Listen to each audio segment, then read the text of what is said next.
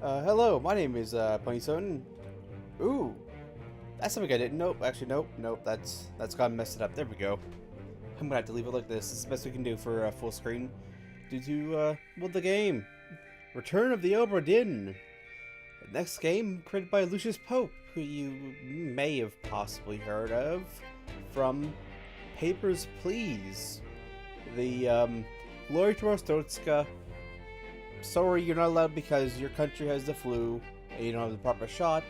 Border control game where you're searching for minuscule differences between people's passports and that and what they're supposed to have. So, and it was quite a fun game. I quite enjoyed that, although nothing on it. I may actually go back and do something on it. But this is his next game that he spent the last 4 years working on. Return to Obra Dinn, which is, from what I've played in that, you're an insurance adjuster. In fact, before we jump in too far, options.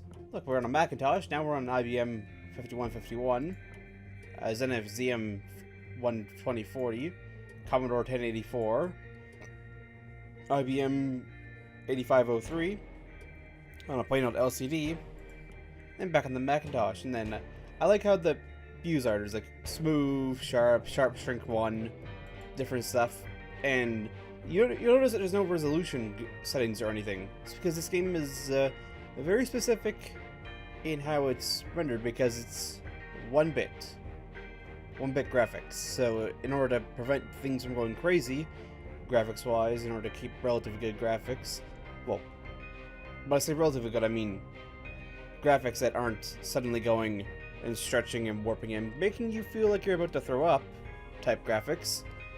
It has to be very specific things. And then the sensitivity stuff is like a parody of Control, unreasonably fast. Perfect. Fast side perfect, slow side perfect, because I find perfect just a little bit too fast for my liking. Then audio volume, maximum, nearly maximum, comfortably loud, just above middle, in the middle. I like these options. I like them. Language English, yep, all that. So, let us begin. And we'll delete number 1, yes, and start number 1 again. Plus, let's see, 1803. The good ship Obra Dinn. Built in 1796 London, 800 tons, 18-foot draft, Captain R. Witterwell, crew 51, last voyage to Orient, Cape Rendezvous unmet. Contact East India Company London office for inquiries or testimony. Yes, this is the ship we will be investigating. The good ship Obra Dinn. Which may have more to her than we've been led to believe. Or at least we would believe just by the description. And the Honorable East India Company, attention, Chief Inspector, Insurance and Claims, London Office. The Obra Dinn has returned. Dispatch to Falmouth immediately and prepare a full assessment. That is our role. Our job is to figure out what happened. Why is she suddenly returned after 4 years for sails and tatters, a mast partially broken, and not a soul aboard?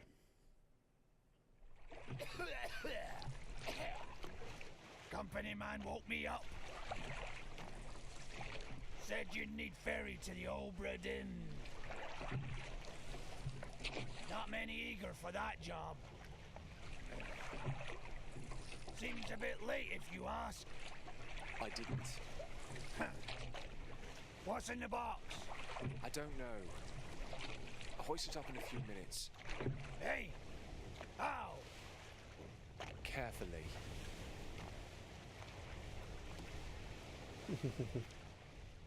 I like him. I like the, that, and here we are in the game.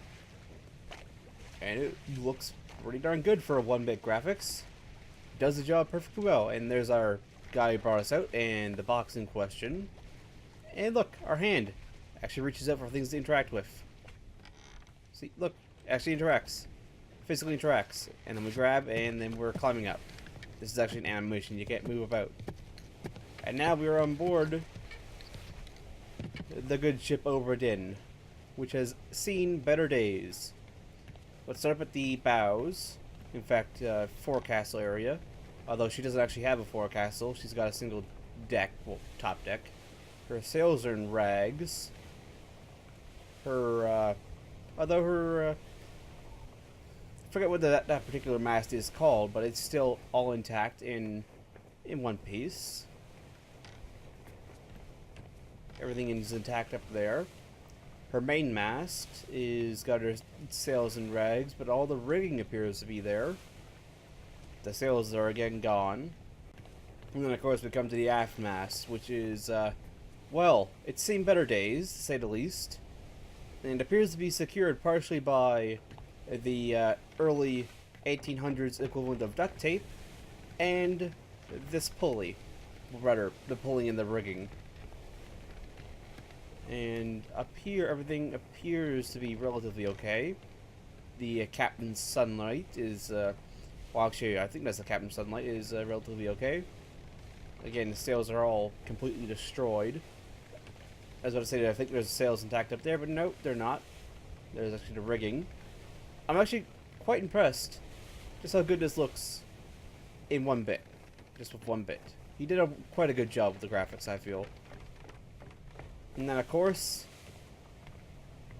our first lost soul. And how he died is something we won't know. Although, this is the helmsman's station in this particular ship. I would have thought you'd want it up top in the top deck on the aft castle, but no, I guess not. Now we're just kind of waiting for that guy down there to yell at us. Because he can't pick up the box. Oi! It's too heavy! Alright then, I guess we're coming over to beat you. Get your head out of the gutter. Not that type of coming. And down we go.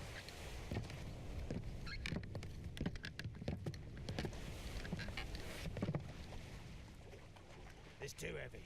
Take it yourself or open it here. I guess we're gonna open it here. And inside is a book.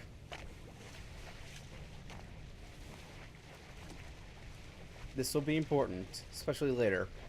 Well, actually, this is how we complete the game. Return of the Obra Dinn, a catalogue of adventure and tragedy, 1807. I trust that you now find yourself aboard the Obra Dinn. I expect this day to come, and my every intention was to tell the ship's strange tale within the pages of this book. Regrettably, failing health has allowed me to produce only the basic outline that follows. Your presence on the Obra Dinn is critical. I leave the discovery of its fate and the completion of this book in your hands. The next few pages will seem bewildering at first. All will make sense in time. Use the pocket watch to determine the identity and fate of everyone aboard. Complete each chapter accurately, and return the book by guaranteed post to the French Office of Affairs in Morocco. The bargain chapter will remain unknown to you. I possess the details within, but I've elected to keep them private for now. Henry Evans. Now the game is going to throw us one here because, if I'm right, there is one Henry Evans that was a crew member aboard the Obra Dinn. So Henry Evans at least survived the Obra Dinn, or at least maybe there's another Henry Evans, but this Henry Evans possibly survived the Obra Dinn. At what point he left the Obra Dinn is not known, but he did survive it, to say the least. And there's 60 souls on board, all of which we need to find the fate of, where they survived, and if they didn't survive, how they died. And we have the Atlantic leg of the Far East route, which comes down past the Azores, the Madeira, the Canary Islands, around Cape Verdeer, and then down towards the Cape of Good Hope, I believe. And then we also have a diagram of the ship. We've got the main deck, passenger cabins, captain's quarters. We've got the gun deck, which is something that is another thing that's kind of tipped me off towards the Obra Dinn may not be as she seems, because I think if she was a merchantman, she's too heavily armed, in my opinion, for a merchantman. And yet she's also carrying passengers and working for the East India Trade Company. And that is actually where we're sitting right now. That starboard walk, which is down the Obra deck, which has the gunner's stores, carpenter's shop, crew quarters, passengers again, purser's office, and a surgery office. Then the cargo hold in the very bottom of the ship, which is a lazare, bosun's store, passenger cargo, captain's cargo, and then cargo in general. But yeah, especially when we get down there, she's got far too many guns, in my opinion, to be a merchantman. And also,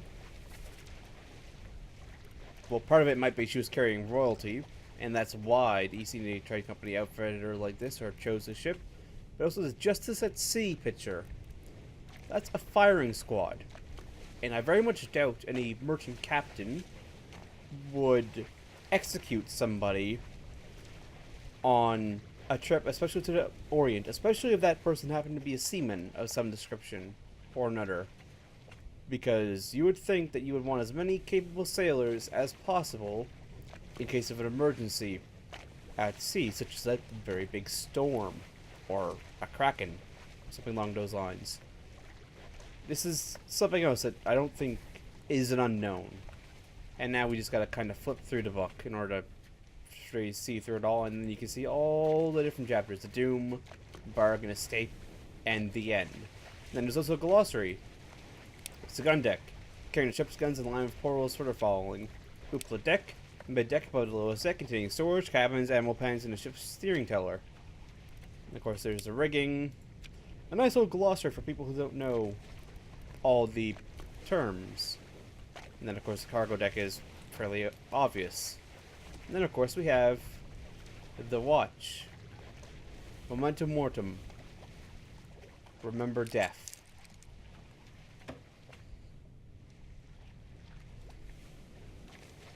And this watch is the other way of how we play the game. Once we're back aboard the Obra Dinn,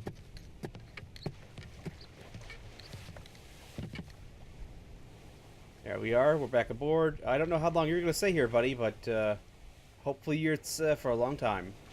Because I'm going to need passage back. So don't get bored and leave, please. I don't know how far out it is to land. And also there's this strange beacon over there. Don't know what that's for. But either way, time to get digging into the game. This is a body. The watch is now out. Death 1 in Chapter 10. Captain! Open the door! Kick it in. Ah! Lest we break it down and take more than those shells! You bastards may take exactly what I give you! And here we are. Using the watch, we have now traveled back in time to the moment of this man's death. So this man here, who we don't know who he is, was shot by what we presume is the captain. Though we cannot know for certain. Well, we're pretty certain, because he just said, "Captain, open the door," and then he said, "You bastards may take exactly what I give you," and then he shot him. And then there's another man here behind him. And then there's another man running up this way. And he's carrying a knife. So presumably, this is a mutiny at this point. But this is the very end of the Obra Dinn. So these are some of the last deaths here. And potentially the last 4 live people on the ship. Because Henry Evans did get off at some point. When? Who knows? Because he obviously wrote the start of the book. There we are, the book is now open. Page 124, the end. And this is another point as to why something isn't also right with this. As far as I understand it, The North Atlantic Current, which would be affecting the ship, goes in a clockwise loop in the North Atlantic above the equator. If the Obra Dinn just drifted back, she'd be going against the current, which, unless her sails were still intact fully at the time that this happened, I doubt, and also the current would take her out to the North Atlantic. And here we have the meat of the game. This unknown soul met an unknown fate. Tutorial moment. This person's face appears blurred throughout the book. You don't have enough information to determine their identity, effectively. I can tell them what their fate is, but I don't know who did it. It's unproductive. Carry on and pay attention. Faces will become unblurred when the information necessary to identify them has been revealed in some way. So, he was shot with a gun by the captain. Of course, we don't know for certain it's the captain, but we're fairly certain that it is the captain because, well, they said, "Captain, open the door." And that was the captain's cabin. And now, we can take a little bit more of a look around at the moment. That is, we can now leave, but we can also look around a little bit. Alright, so at this point, the sails are actually still intact. So it's possible that with the right wind, she made it back. But I still doubt it. I still doubt she made it back under her own power, without something else going on. Especially since one of the chapters is called The Bargain. But that's all we can do here. There's no other corpses to inspect, nothing else that we can glean from this. It's a rather straightforward situation. In fact, he is one of the easiest, along with one other people and the captain. The first three that you can solve are probably the very easiest. From that on out, it gets harder. Either way, let's leave. Now then, because the captain's door was open in that memory, the door is now open in the game. You can see it's all fuzzy because it's been open in a memory. And you can see here that the watch is pointing to 10-1. So, chapter 10, the first death in chapter 10. So he's the first one to die in chapter 10. So we move through here. You can see there's a little cabin in here. And then we have 2 more corpses. So, you are number 2 in the end. Where are they? Must be in here someplace. They're at the bottom of the sea. That's a lie.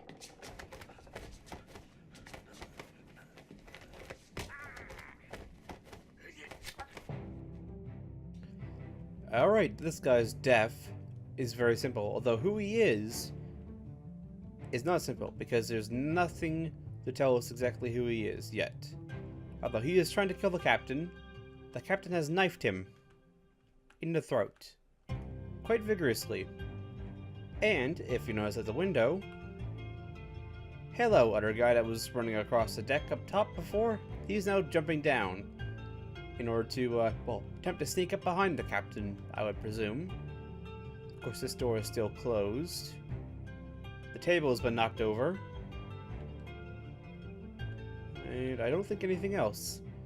The captains on these old ships really have quite a wonderful back stern deck to lounge about on nice summer days and all that. Quite envious of that.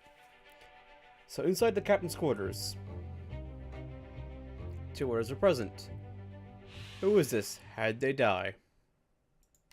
Well, this unknown soul was knifed by the captain. That's relatively simple for him as well. And once again, we can leave, although we could still continue to look around a bit more for more information. And this is a point, well, pretty soon, this is a point where you would be advised to have a notebook or have some description nearby, because there's a lot of things. And then if you also zoom, you can see that man is that man there. Of course, he's still blurred because we do not have the information required yet to identify him. But we can just walk through the door. And we're back here again. And he is number 2 of the end. And then we have this man here. Is this the captain? Well, I know it's not the captain. Because the captain has information to reveal.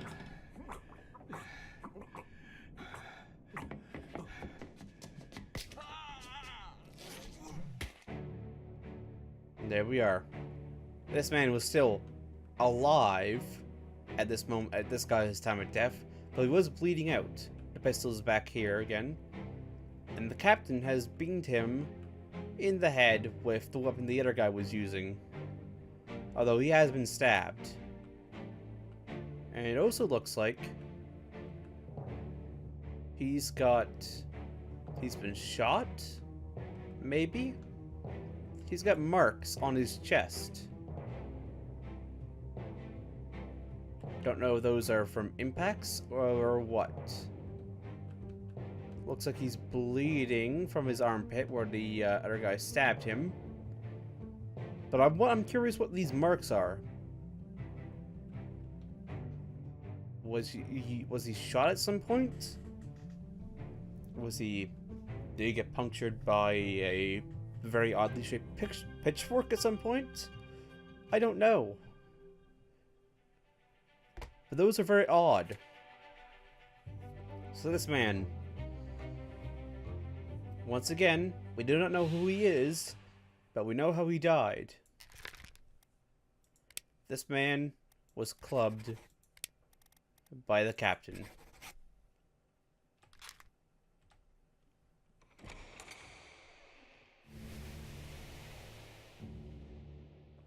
And because this door was open in this scene, it's not going to be open in the real world. And look back here. There's another corpse back here, along with a window. She is definitely, well, she's one of the easy ones again. So now we'll be able to go in, and we'll be able to see the captain. Hello, Captain. The final death aboard the Obra Dinn. Abigail, your brother, my friend. I shot him dead. I'll be with you soon, my love.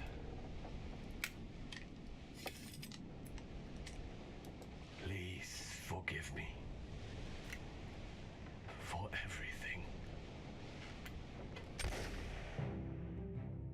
And there you go. The captain has taken his own life. So he is easy. His fate will be easy. However, he has revealed information that will lead to the confirmation of 2 more fates. This is Abigail. She is dead. But she's Abigail. And her brother was shot by the captain. Now, we know a man who was shot by the captain. This man was shot by the captain. Therefore, we can assume that this man is Abigail's brother, which will then allow us to identify him. Of course, decisive information is often rare, as the game itself will say in a moment.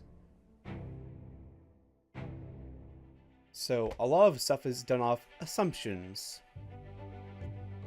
Logical putting together of the story. Who is this? Well, this person's face is no longer blurred, which means they can now be identified. which is easy enough. Select Pocket Watch to deduce their identity. Revisit memories in the ship using the Pocket Watch to study relationships, appearances, and activities.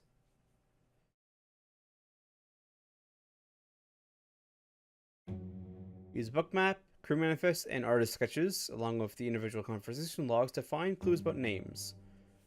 There are 60 people on the ship when it left England. Determining everyone's identity and fate will not be easy. Decisive information is rare. You have to make assumptions using partial information. Some identities may only be revealed through a process of elimination. Good luck. Like how the game gives you the good luck at the end of that. This unknown soul. This is the captain. Robert Witcherell was suicide with a gun. This may or may not be correct. Phrase are validated in sets of 3. Correctly identify at least 3 people and their fate to have the information typeset into the book. So, this may or may not be correct. I mean, in this case, it is correct because the captain shot himself. It's there's not much tomfoolery or anything like that going on. No need to rush to identify him. However, if we go back here, this unknown soul is no longer unknown because he is Witcherell. And if we go to Abigail, she is Witcherell as well. Also, there's an unknown passenger, unknown officer. Okay, just to separate the two. And then unknown seaman, unknown topman, unknown steward. And then all that. So, her name is Witcherell Huscott. And his name is Huscott. Therefore, it is decisive to say that this is her maiden name, Huscott, and her last name she's taken Witcherell.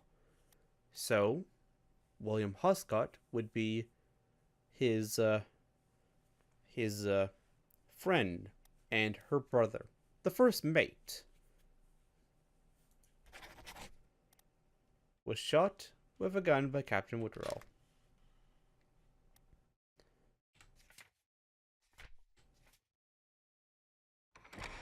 And there we go.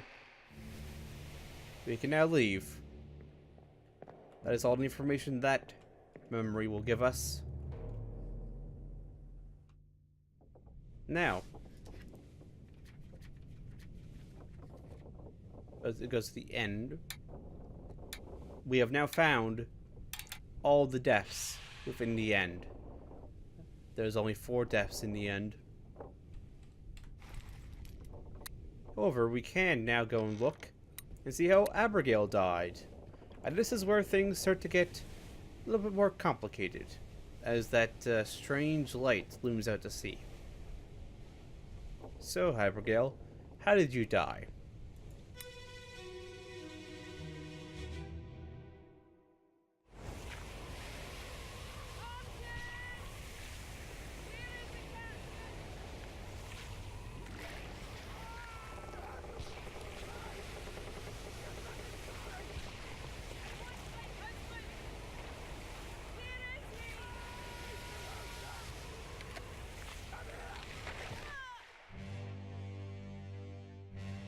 Well, the first conclusion is fairly obvious.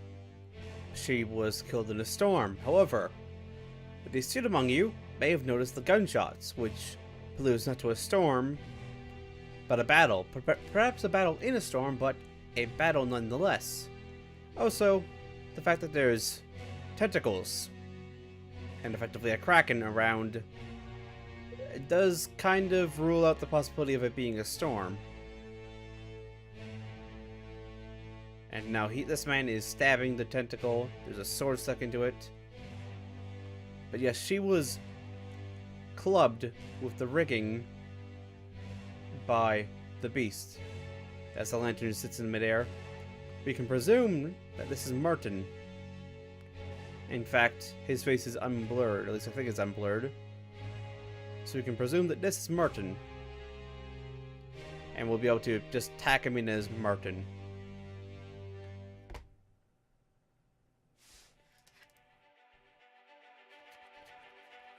Chapter 7, The Doom. That's actually by the Canary Islands. Part 8 in The Doom. 10 others were present. Who is this? How did they die? The corpse was moved post-mortem from the deck to the captain's quarters. Or rather, a passenger quarter in the captain's quarters. This unknown soul. This soul is not unknown. This is Abigail Horsecott Witterall. Was clubbed by a beast. Well done. 3 fates correct.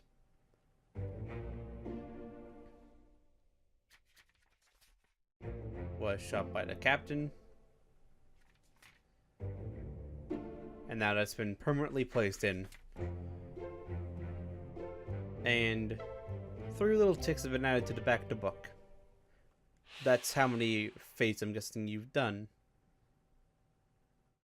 However, there's 2 things going on right now. We can zoom here and tab to open the book. Flip directly to the sketch. We can go to him. His face is unblurred. We can assume that this is the 3rd mate, Martin, because the only information that we've been given that may even slightly hint to his name was Martin. And in sea conditions like that where gunshots were faint and people screaming were also fairly faint, they'd have to be very close in order to be heard. So, I'm going to say that it is Martin Parrott, the 3rd mate. However, if we activate this, we go into this mode, because in this memory, there is a dead man. This man right here. He is dead. He's been, well, how he died is pretty obvious. He was torn asunder. And now,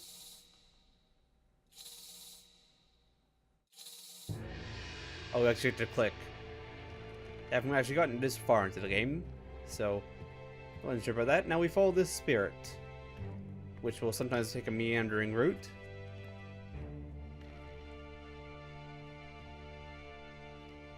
And here he is. His fuzzy corpse has been added to the deck of the ship.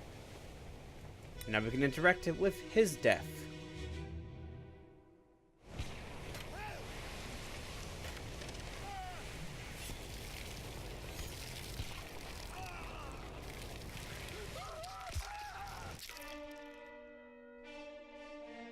Yes, so I guess from this point on, I should probably add in, this is not always going to be pretty, these deaths, so squeamy stomachs should probably turn back.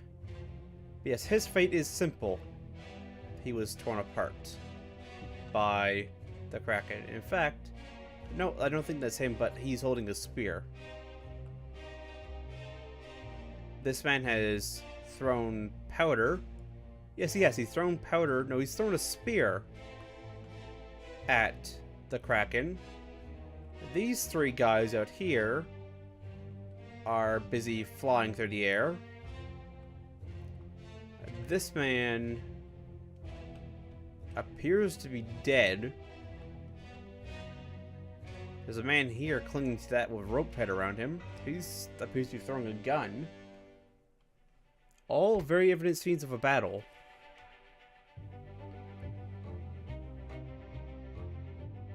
This man was torn apart by a terrible beast.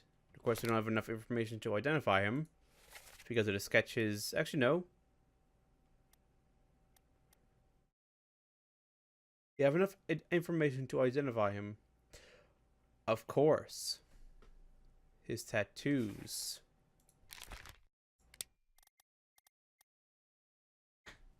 Australia, France, England, Italy.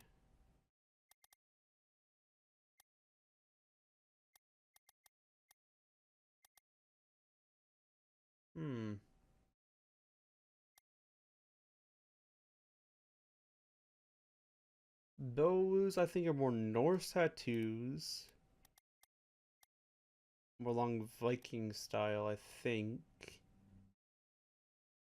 So I'm going to say, tentatively, Lars Lunde, a seaman from Denmark.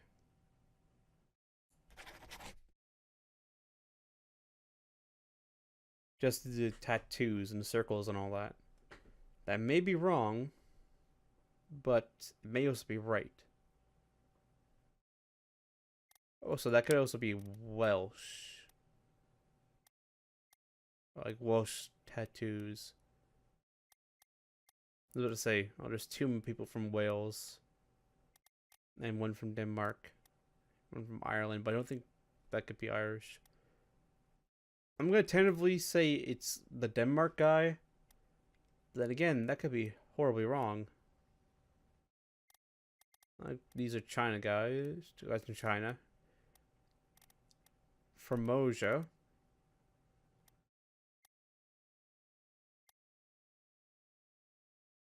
Yeah, I'm going to put him as that for the moment. That may or may not be right, but we'll find out. Of course, there's yet another body in this scene since this is a battle. And I'm pretty sure it's that guy right there. This guy is now clinging to this. He's being thrown a rifle by him. I believe that is Martin. Yes, that is Martin. He is taking a shot at the beast in this scene. But yes, this man is dead.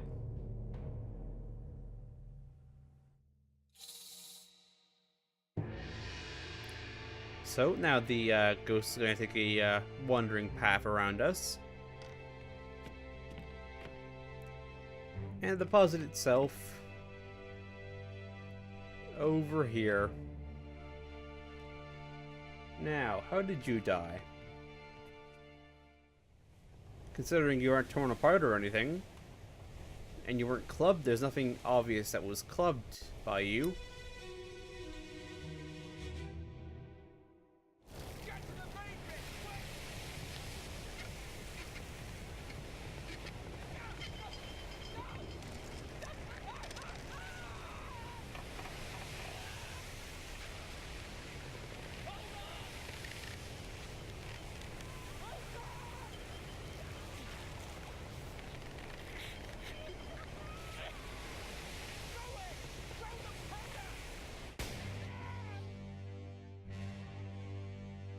Well, the ship is quite obviously listing quite heavily.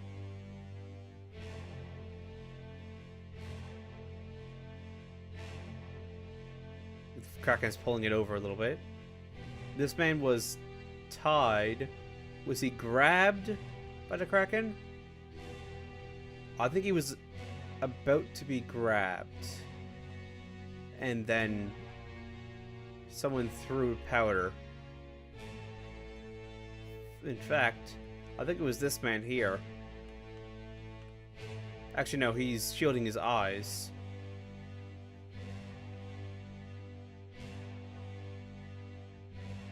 Here's our tattooed man from before.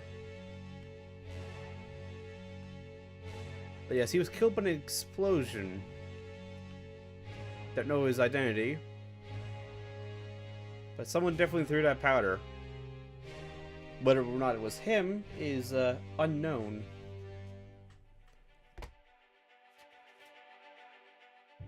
Perhaps it was an attempt to It's also interesting saying, get to the main bit, quick. Hold on, throw it. Throw the powder.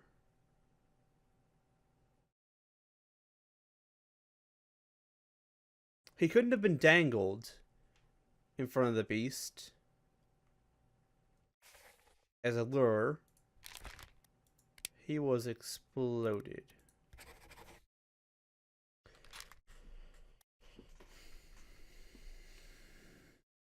That's an interesting scene. Because his rope... Hold on. His rope goes up, over, around, ties to him.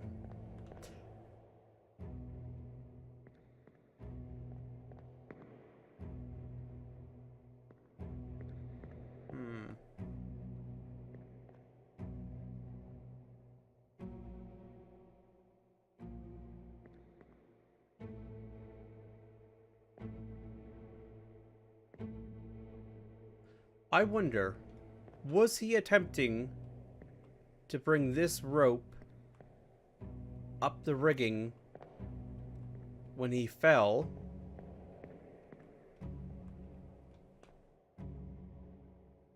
And someone happened to throw the powder at the exact unopportune moment, and he just happened to be in the way.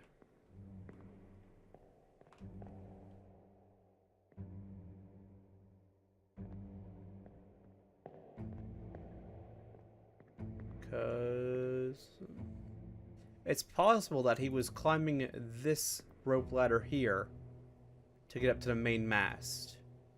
And he simply, when the beast rocked the ship, he, well, lost his grip, as well grip he had, and fell right as the powder was thrown. Which would explain his death, and also why it wasn't exploded by somebody. The question is, who threw the powder? Because in this scene, you're coming up the stairs carrying guns. You're down there below him. You're cowering back here. The goat is looking terrified. Who threw the powder? I doubt it was him. Because it looks like he's shielding his eyes.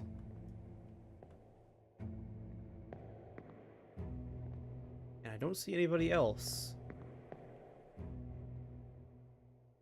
Well, that's a mystery that will remain for a little bit. Either way, back through.